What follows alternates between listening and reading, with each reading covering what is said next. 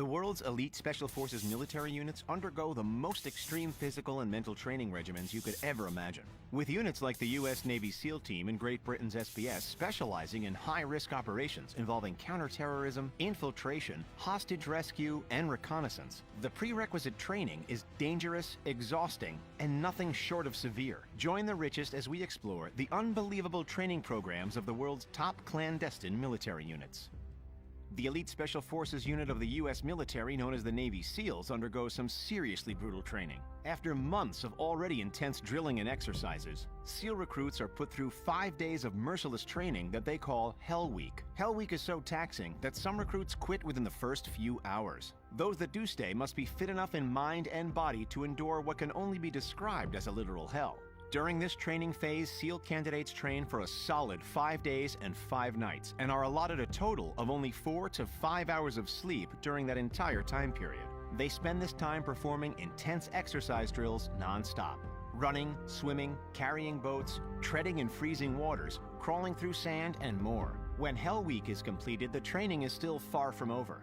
The candidates are then put through incredible marine endurance tests in both indoor pools and in the open water. One of the skills obtained in this portion of the training is drown-proofing, or learning to float and submerge underwater while having the arms and legs bound. This also teaches the recruits to stave off panic and fear, which are more than likely to set in during the experience. This important part of the training is further reinforced in an exercise where trainers will surprise attack diving recruits and even remove breathing apparatuses without warning. According to military.com, only 6% of all applicants meet Navy SEAL requirements. Of those that make it into the training, only between 20 and 30% actually pass and are given the prestigious title of U.S. Navy SEAL. Over in Great Britain, the Royal Navy's SBS, or Special Boat Service, and the British Army's SAS, or Special Air Service, operate under joint command. Both of these Special Forces groups are assigned to highly classified assignments and missions rarely disclosed to the public. Both units share one of the toughest military initiation courses in the world, designed to push the limits of mental and physical stamina. Great Britain's most elite soldiers spend a total of 31 grueling weeks in intense training sessions. The first 4, known as the aptitude phase, consists mostly of hours upon hours of hill climbing exercises, where recruits are required to carry a progressively increasing amount of weighted bricks in a backpack. They start with 40 pounds, about 18 kilograms of bricks, and work their way up to 60 pounds, 27 kilograms over the course of the month, with weapons, equipment, and provisions adding to the weight. Only the fittest of the fit of British soldiers are invited to this initial endurance test. Roughly only 10% make it to the next phase. The next 2 months find recruits training on-site in the jungles of South America, Asia, or Africa, where they undergo a series of tactical and operational tests. The suitability of a candidate is assessed by their reaction to and ability to cope with a series of situations when under intense physical and mental pressure in an unfamiliar climate. The final 3 months are wrought with survival and special skills training, including surveillance and reconnaissance training, Army combat survival, counter-terrorist tactics, and 4 weeks of parachute training. At the end of 7 grueling months, those still left standing have made the jump from ordinary highly trained soldier to an elite Special Forces warrior. In the Great White North, the best of Canada's military compete for a coveted membership in Joint Task Force 2, or JTF-2.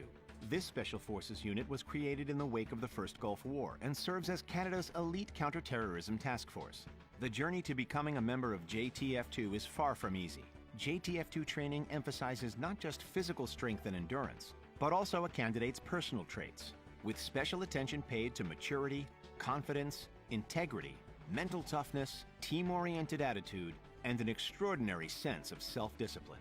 However, the operations of this elite special task force are kept so secret that little is known on the details of their training process. We do know that it starts with an intense physical fitness pre-screening test, and that the few who pass follow it with a 7-month-long, highly secret regimented training program.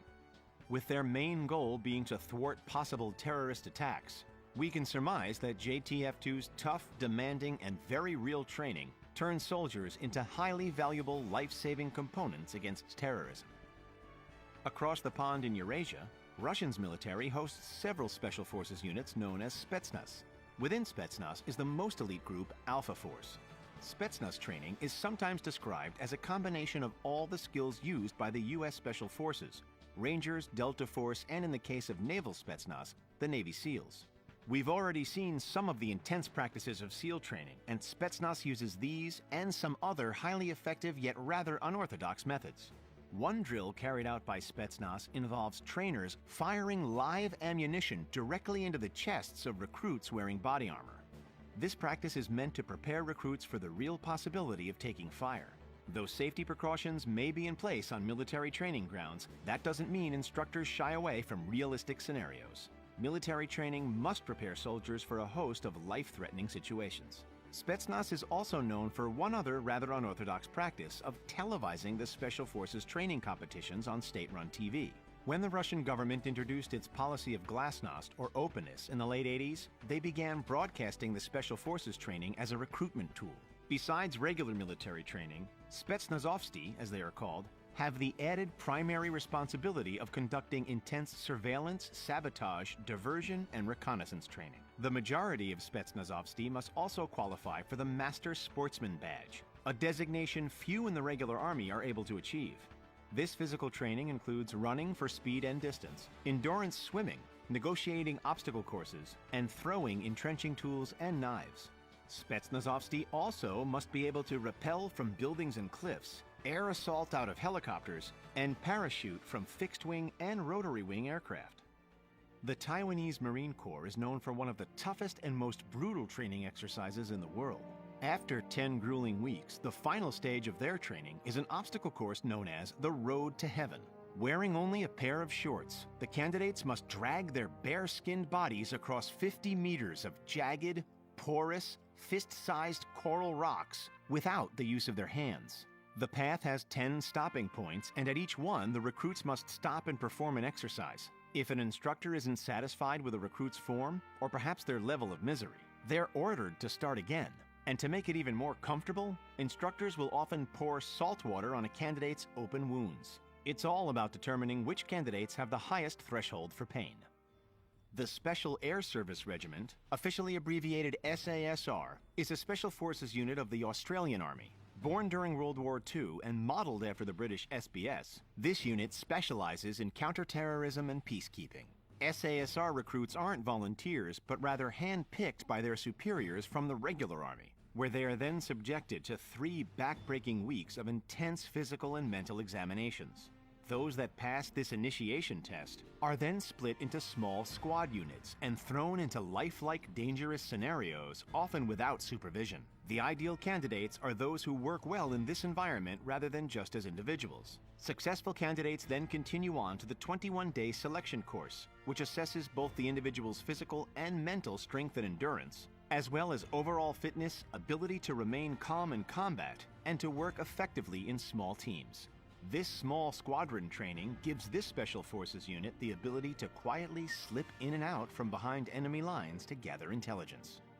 In 1990, the Polish government formed its counterterrorism unit, the Group for Operational Maneuvering Response, or GROM for short. When it comes to counterterrorism, Poland brings the thunder. And we mean that literally, as the word GROM also translates to thunder in Polish and other Slavic languages. Much of their training takes place high in the Polish Bieszczady Mountains. The first stage is a series of typical exercises such as swimming, sit-ups, and close combat simulation.